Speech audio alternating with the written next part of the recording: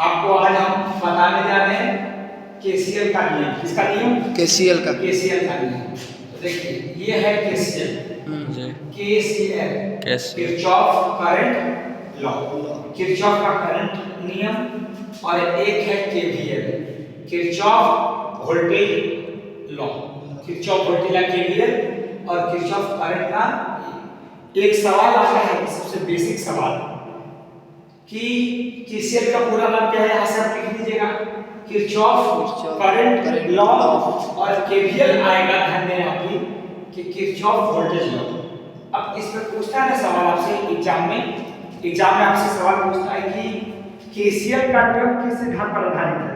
अब केसीएल का जो रूल है किस सिद्धांत पर आधारित है? सी से होता है करंट और सी से होता है आपका चार्ज। क्या होता है? चार्ज। चार्ज का मतलब होता है आपका आवेश। चार्ज का मतलब क्या होगा? आवेश। तो केसीएल नियम किस सिद्धांत पर आधारित है? तो बोलो कि आवेश पर। किस नियम पर? आवेश के नियम।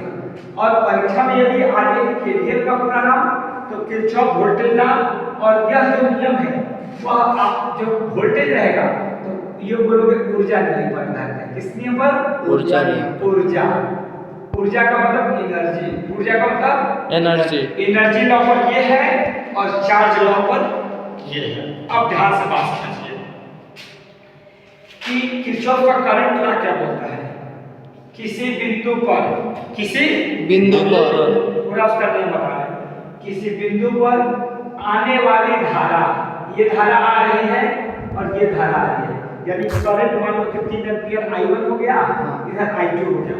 ये दोनों करंट किसी पॉइंट पर आ रही है, तो आने वाली धारा और जाने वाली धारा का, आने वाली धारा और जाने वाली धारा, आने वाली धारा और जाने वाली धारा का धारा आपस में बराबर होती है, या आने वाली धारा और जाने वाली धारा का बीजगणितीय योग शून्य होता है। बीजगणितीय योग शून्य होता है। इस बात को एकदम ध्यान से देखिएगा। अब देखिएगा जैसे अब छोटा सा एग्जांपल दे रहा है और आपने एक सवाल पूछा था कि सर इस केसीएल नियम का प्रयोग कहां पर करेंगे जी? तो किसी पूछा जाता है इंटरव्यू में, वाइवा में। तो केसीएल नियम में हम ये बताते हैं कि आवेश किस सिद्धांत पर आधारित है? आवेश कहां से आया और किस पॉइंट से निकल रहा है।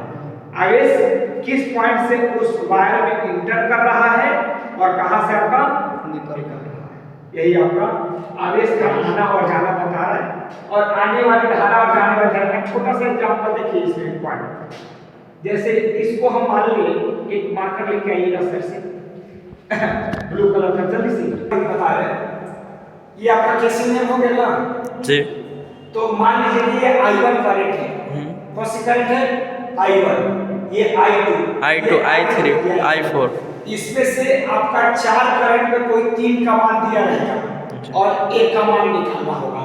4 में किसी 3 का मान दिया रहेगा, 1 का मान निकालना होगा। अब इसमें आप ध्यान से सुनिएगा कि 4 करंट दिया है, 1 का मान निकालना है। हमने I1 को मान लिया 5, I2 को मान लिया 10, इसको भी मान लिया 10, तो ये I4 पूछ रहा है कि I4 का मान क्या होगा जी।